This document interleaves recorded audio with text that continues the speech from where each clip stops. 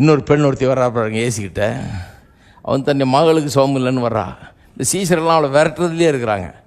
அவளை அனுப்பிவிடும். ஏன்னா கேட்டால் கானானிய ஸ்திரீ, அவளுக்கும் இந்த யூத மார்க்கத்துக்கு சம்மந்தம் இல்லை. வாக்கு தத்துவங்கள்லாம் நமக்கு தானே, கடவுள் நமக்கு தான், நம்பிக்கை நமக்கு தான், சுகம் நமக்கு, பிள்ளைகளுடைய அப்பம். இந்த மாவையும் இங்கே நிற்க வச்சிட்டு இருக்கிறீங்க, போ சொல்லுங்கள்.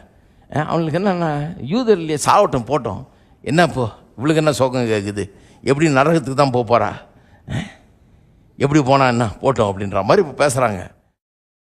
ஏசு கவனிச்சுட்டே வர்றாரு, கரெக்டாக கவனிக்கிறாரு என்ன பண்ணுறான்னு. இவனுங்க விரட்டுறானுங்க போனால். அந்தம்மா சொல்லுது,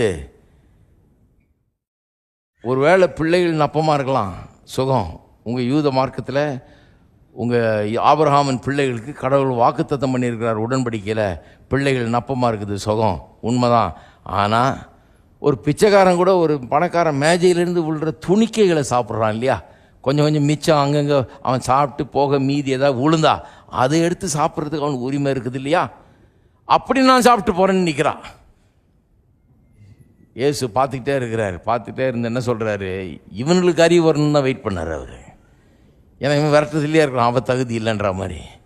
அப்புறம் சொல்கிறாரு, பெண்ணே உன்னுடைய விசுவாசம் பெரியது, கிரேட் இஸ் யுவர் ஃபெய்த்ன்றார்.